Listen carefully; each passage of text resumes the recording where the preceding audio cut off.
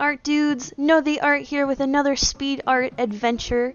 Today, while I do my speed painting of this Draw This in Your Style challenge, I wanted to talk about my trip to Japan. I've talked about it before, but I wanted to give my insight on how to get there and what to do in the short time that I have with this video. So here we go.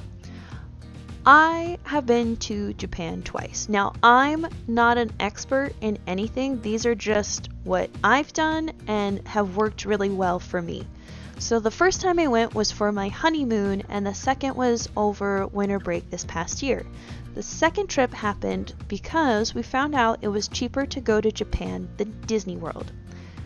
I would highly suggest looking at this and see how crazy it is to go to Disney World. Like, the flight, the food and hotel is extreme. But the reason for this that also happened us to go to Japan was I was taking some college classes, so I was considered a student. Because of this, we got cheap flights. If you are a college student, I highly suggest going to studentuniverse.com. I will put a link in the description. You can buy cheap hotel, car, and flight tickets.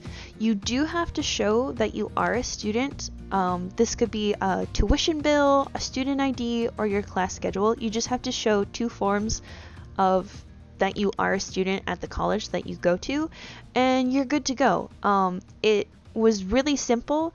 There were quite a few complaints on it that people were wanting to change their flight, but they had to pay and all of this, but that's what you have to do with flights anyway if you need to change them.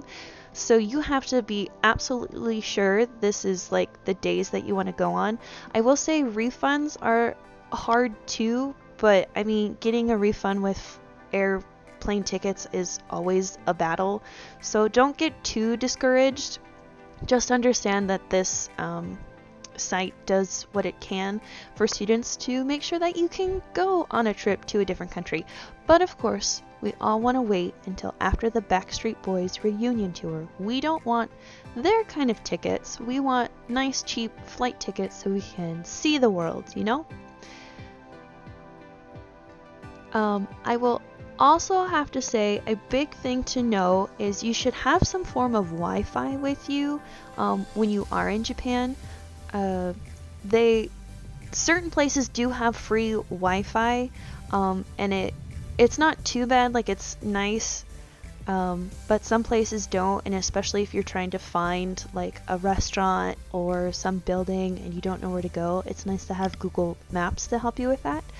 The first time I bought a bundle with my phone to use data in a different country. It was $10 a day, and we were only there for 14 days or less, so it wasn't too expensive, and we used it a lot, so it was nice. The second time we went, I ordered from my Japan Wi-Fi buddy. I will also put a link of that in the description below. It was about $40 to $50 depending on which premium that you want. And they give you a portable pocket Wi-Fi, but you don't get it till you get to Japan. But luckily you can have it sent to the airport, and you just pick it up from their post office that's there. It's really simple. They also give you map instructions on where to go, so it's super easy. Because you will definitely need Google Maps. It will be your friend since Japan doesn't have street signs. And it also helps you figure out train routes to take every day. It shows what's the best option to walk or to take this train. So if you want to take the Ginza line to, oh my gosh, I can't think of any of the other lines. It's the only one that was kind of the major one that popped up. But it helps you show you how long it is, if there's any backup or trouble. It'll tell you to take a different lane, that sort of thing. I also highly suggest learning Japanese. You don't have to learn the whole language, because nobody can learn the whole language. I've seen YouTube videos where Japanese people are I still don't know the whole language. But Duolingo does an excellent job in teaching you kind of the basics. It was helpful when looking at menus, train maps, and having small conversations with people, just saying thank you, how was your day, I'm good, that sort of thing, thank you for the meal. or the meal was delicious, that sort of stuff. It it will be quite helpful. I suggest if you are traveling to any country to learn just slightly a little bit of the language, just so that you show that you're kind of being respectful and considerate to others. Sure, other people might know a little bit of your language, especially if you're an English speaker, but they might not know enough. And so it's nice to be able to show that, hey, I learned some of your language so that we could have maybe a small conversation. Anyway, our first time in Japan, I had planned a lot of cultural things for us to try. We wore yukatas one day, which are kind of the summer kimonos. I do suggest wearing this when the weather is not summer and humid, because I thought where I live the summers were bad and humid and gross, but Japan, like in Tokyo, was way worse.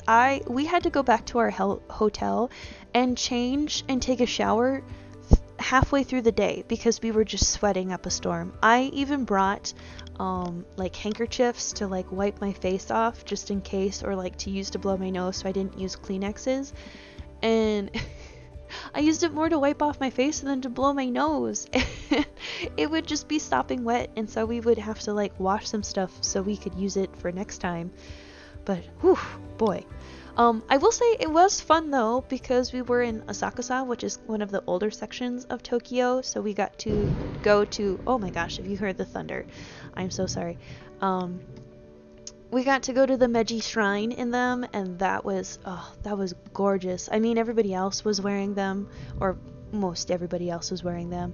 And then they have like a flea market kind of area by the shrine, and that was fun to walk through. Although the shoes that you had to wear really hurt my feet, and since I am an American, my feet are bigger, so the shoe size didn't really work very well for our feet. But you know, we didn't walk too far from where we got our stuff, so it was totally fine. We also did Japanese woodblock printing, and as an artist, I thought that was so much fun. We went to the place where the guy's name is David Boll, and he is considered the Bob Ross of Japanese woodblock printmaking. He has a movie on Hulu, and I will put a link in the description of his website, because he does printmaking parties. He himself doesn't do them, but he has his helpers in the shop do them. But the funny thing is we actually got to meet him. He was just in his shop doing a video, and we got to look at stuff, and we got to see him again the second time we went too, and that was a lot of fun, and it was really cool. But yeah, we also went to an owl cafe. I know there's like cat cafes and exotic animal cafes, but I love owls so much, and I was so excited. But I also wanted to make sure that we were going to a place that actually took care of the owls and were being nice to them. And we found a really nice place, and I had like a bazillion pictures of them, or with me with the owls, so I will cherish that always. For our first time, we had every day kind of planned out during our honeymoon of where we were going to go, what we wanted to see, and funny enough, we didn't see everything that we wanted to see because there was just so much. Our second trip, we had a tentative schedule. We knew what we wanted to do, but we just went with the flow each day. It was vastly more fun, and we got to experience a lot more and went to a lot like smaller sections of Tokyo. I'm not sure what they're called exactly. Let me know in the comments. Don't get me wrong, the first time we went and the things we did was a lot of fun, and it was a great experience to have, but we were dog tired after each day. Our second trip was more relaxed, and since we had a sense of where we could go and what to do, it made it easier. I would say our first trip was for the experience, and the second was for the food. Oh my gosh, the food there was amazing and so delicious. I will say if you are a vegetarian or vegan, eating in Japan might be a little difficult for you. There were a few places that had options, but they were very little. It was mostly just like eating vegetables. But if you are a meat and rice kind of person, you have found your haven. Um, I will say my husband and I only eat chicken and seafood, so it was still easiest for us to find food, but a lot of the time it was like beef and pork, and that was kind of the main stuff. I will say when my husband and I got back from our trip, we bought a rice cooker so we could make meals based on what we ate in Japan, and it just brings back memories every time I eat it. The last thing I wanted to talk about is a hidden gem in Tokyo. It's called Nakano Broadway.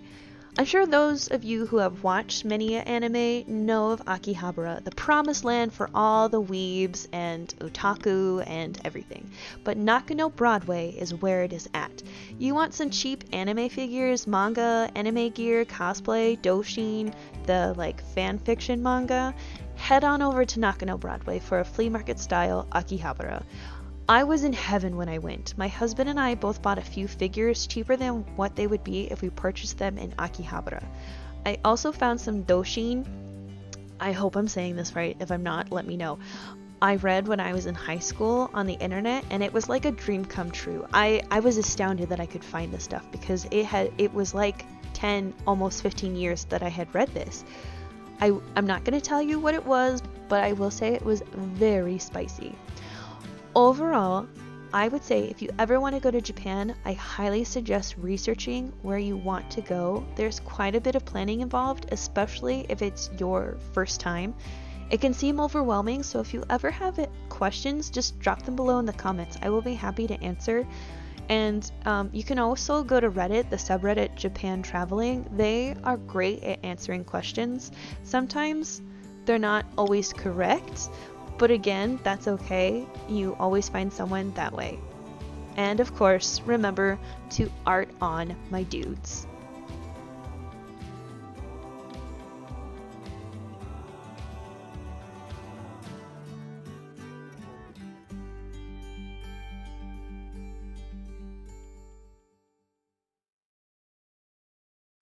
Yay! End card here.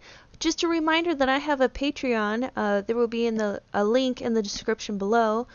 Also, July set stickers are Harry Potter, and half of my earnings for the month of July will go to the It Gets Better project to help LGBTQA plus youth and support them where they need it the most.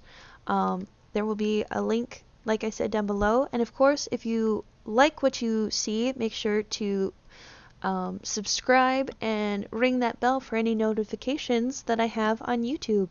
And have a wonderful day. Goodbye!